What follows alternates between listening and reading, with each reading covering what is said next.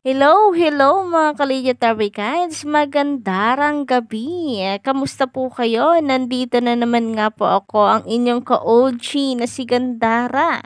Ang nagmamaganda po ninyong Kaligyo guys sa maghahatid ng mga latest update and fresh happening sa inyo about sa TVG and the legit guys. And for tonight's video nga nako, marami po tayong pag-uusapan. But before that, nais ko po munang pasalamatan ang ating mga legendary cats na nandito ngayon na nakikinig at nakatambay sa ating YouTube channel. Shout out po sa inyong lahat at mabuhay po kayo. And sa mga bago lang dito na nakikinig sa atin, don't forget to click the subscribe button. Nasa baba lang po yan para maging updated kayo at ma-notify kapag mayroon po ulit tayong mga bagong reaction na video. Maaari po kayong bumalik dito anytime mga ka-OG. And eto na nga, simulan po natin ang ating balitaan. And unahin po natin pag-usapan itong patungkol sa mainit na chika about po sa paghingi ng tulong ng dating karelasyon, asawa ni Henyo Master Joey De Leon. Samot-sari po kasi ang naging laman ng reaksyon ng comment section sa social media.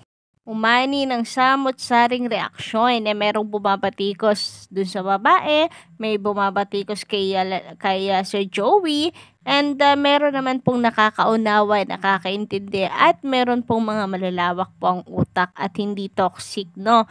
Pinapaira lamang po ang kapayapaan guys at pangunawa sa sitwasyon. So, meron pong nagsasabi no na si Henyo Master ay grabe daw, puro itbulaga na lang inaatupag. Ang pamilya niya, hindi man lang niya matulungan. Yung kanyang mga anak, tinalikuran na. So parang dapat daw ay magpakatatay siya.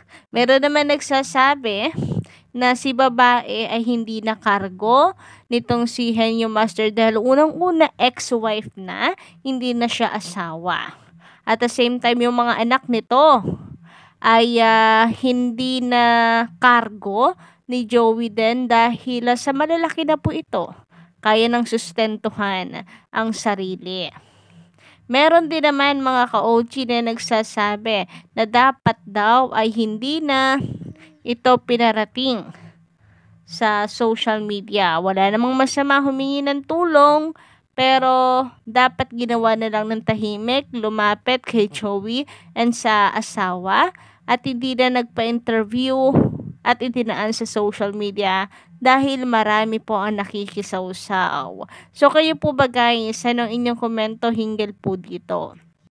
And kung ako po ang tatanungin ninyo, Kaligyo Tabrigat, syempre ako yung vlogger, ako yung tatanungin niyo. Ano ba yan? Gandara! Kaya nga reaction video.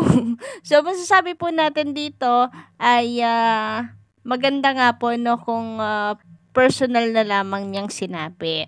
Ito, lumapit kay Henyo Master. For sure naman ay mauunawaan ito, ka-OG ng misis. At naniniwala ko na tutulungan naman po ito ni Joey De Leon dahil matulungin naman po ang TVJ. Hindi lang talaga sila nagpapamedia, hindi lang po sila mahilig na ipakita po sa camera. And sabi nga po ni Henyo Master sa camera, ano siya kung tutuusin, barumbado. O parang tingin sa kanya ng mga tao loko-loko, ganon. Pero in real life talagang ano po siya, relihiyoso. So, mabuting tao itong si Henyo Master. For sure tutulong po yan. And about sa pagpapa-interview ko OG, well, hindi naman po natin hawak ang buhay ni Miss Daria Ramirez and hindi rin naman po natin alam kung bayad ito ni Ogie para lamang magpa-unlock ito na interview. Pwede rin ka-OG kasi malaking tulong din naman po ito para sa kanya kung sakasakali. Marami po nag-a-advise na bumalik na lamang siya sa pag-aartista kasi in fairness, napakaganda pa rin po niya until now kahit na may edad na po siya and magaling din naman po siyang artista. So, pwede ka mga ka-OG no, na makabalik siya. And pwede rin kasi na hindi lang yung interview niya ang main reason ay humingi lang ng tulong. Kaya Henyo Master po pwedeng hakbang niya lamang ito para umingay yung pangalan Molina, mag-request nga ang mga tao kagaya ngayon, bumalik na lamang daw sana siya ulit sa pag-aartista kasi magaling siyang artista. So po pwede, nahakbang niya ito ka-OG para makagawa ulit ng teleserye. Makasama po ulit siya sa mga project. Balay po natin sa TV5, mapanood natin siya. Nandiyan na siya sa Batang Quiapo, malay nyo naman.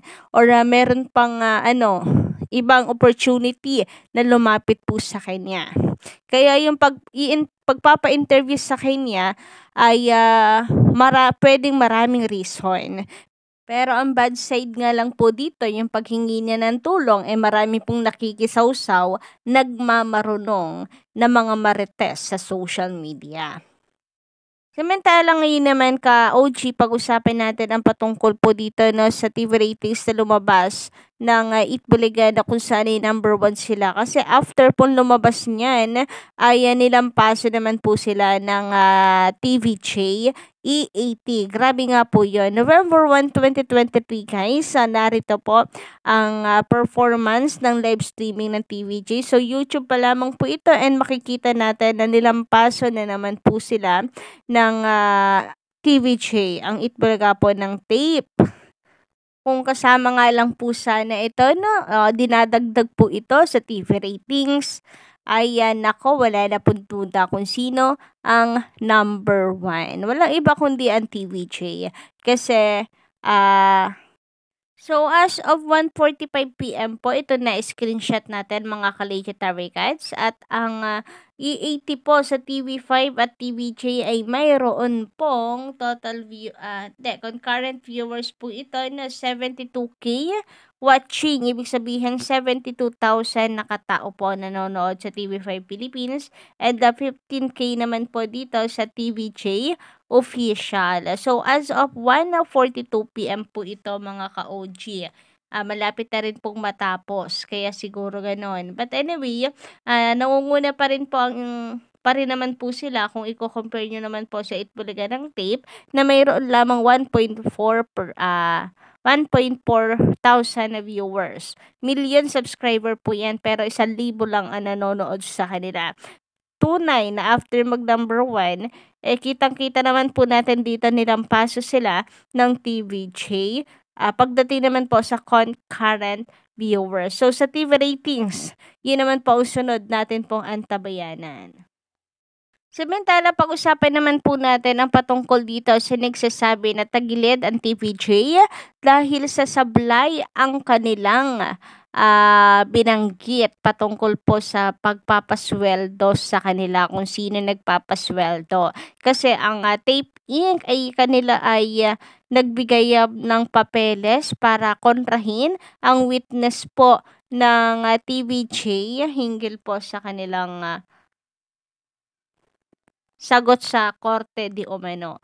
So, malaman po natin yan sis, wala pa naman pong resulta mga ka-OG, ay hindi ibig sabihin ay totoo na po ang balitang ito.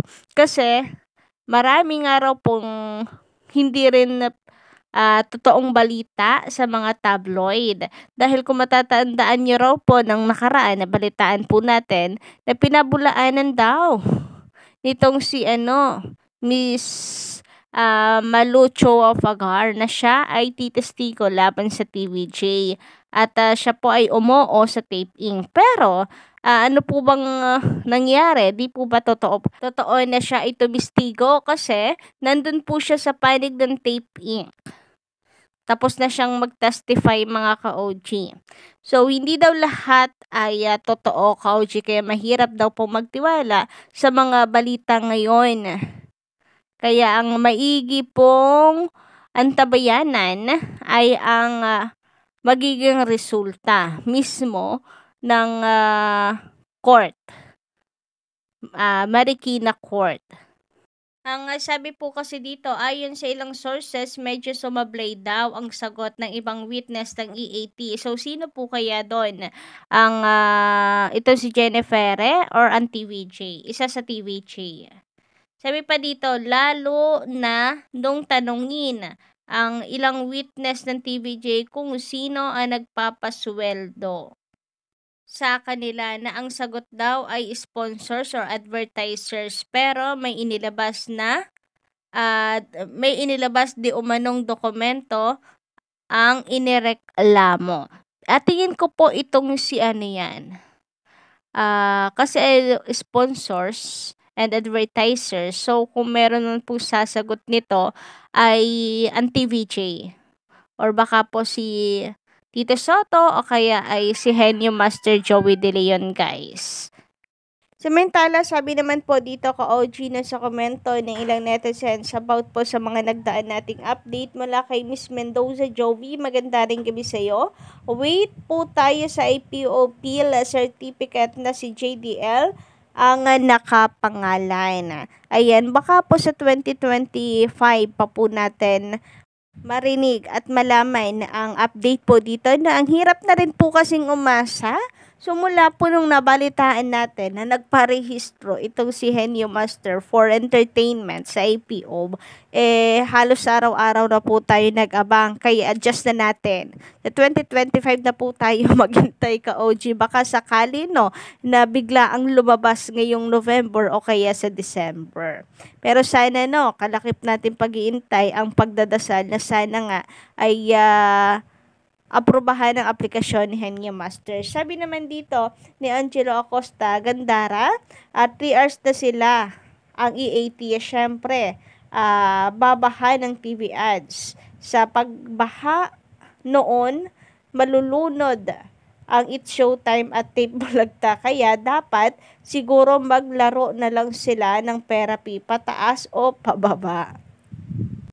Pwede rin, maglaro na lang sila sa therapy. Baka sakali po na makakuha sila ng papremyo at makaano po sila.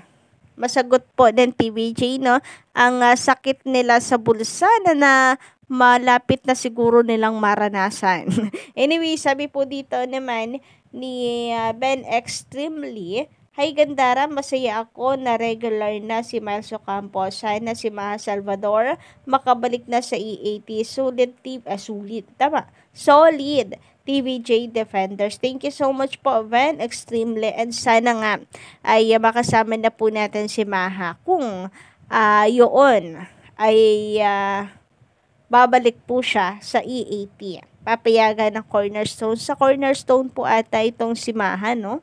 Samantala, sabi naman ni Sir Manuel Ponce, huwag kayong mag-alala. Sanay na ang TVJ na walang sahod at sa tagal na nila sa noontime shows, alam na nila ang gagawin. Kung humihina nakita nila o nalulugi, sanay na ang TVJ na magsakripisyo para lang sa show nila at para sa mga tao. Ang problema nga nila hindi sila nalulugi. At lalo pang lumalakas yung EAT. Naku, hayaan po natin na i-down po nila ng i-down ng EAT dahil kung sino naman pong ibinababa siya pong itinataas ng Diyos. So, alam naman po nila kung sino ang may mas malinis na kalooban at mas malinis ang intensyon sa pagtulong ka OG at sa titulong Itabulaga. It's not about the business, it's about the legacy and pagmamahal syempre sa programa at pagtulong sa mga taong nangangailangan din. So, yun lang po muna for tonight mga ka-OG update natin. Don't forget to click the subscribe button and notification bell for more updates.